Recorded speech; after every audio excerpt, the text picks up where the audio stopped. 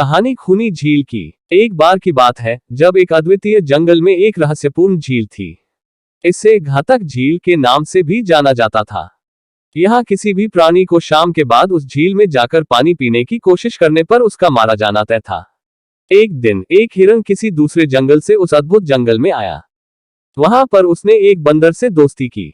बंदर ने हिरण को उस जंगल के बारे में सभी जानकारी दी, लेकिन उस घातक झील के बारे में बताना भूल गया।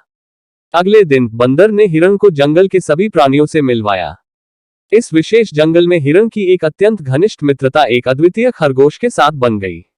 जब भी हिरण को प्यास लगती तो वह उस घातक झील में जाकर पानी पीने जाता था। शाम को भी वो वहीं जाता था, जैसा कि उसका रुझान होता था।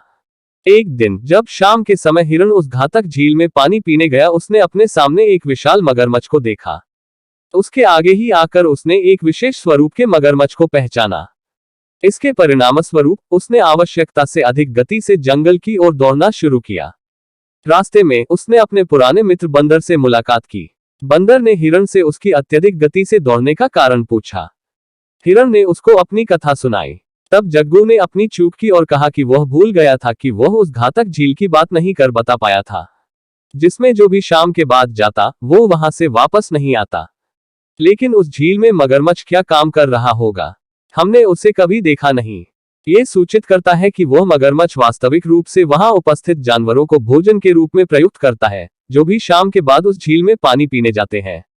आगामी दिन जब बंदर ने जंगल के सभी जानवरों को साथ लिया और उन्हें उस झील की ओर ले गया, मगरमच्छ ने सभी को आने के बाद छुप जाने का निर्णय लिया। हालांकि मगरमच्छ की पीठ अब भी पानी से ऊपर उठी हुई थी। सभी जानवर बताते हैं कि उसकी पीठ पर दिखने वाली चीज वास्तव में मगरमच्छ है। इस सूचना के बाद मगरमच्छ ने कुछ नहीं कहा। खरगोश ने अपने दिमाग का उपयोग करके कहा कि यह सिर्फ एक पत्थर हो सकता है। हालांकि सब इसे मानने को तैयार नहीं होंगे जब तक कि यह खुद बोलकर साबित नहीं कर देता। ये सुनकर मगरमच्छ ने खुद को पत्थर बताया। बस पर्याप्त था, इससे सभी जानवरों को स्पष्ट हो गया कि यह सचमुच मगरमच्छ है। खरगोश ने बताया कि वह निश्चित रूप से नहीं जानता कि पत्थर वाकई बोलते नहीं है।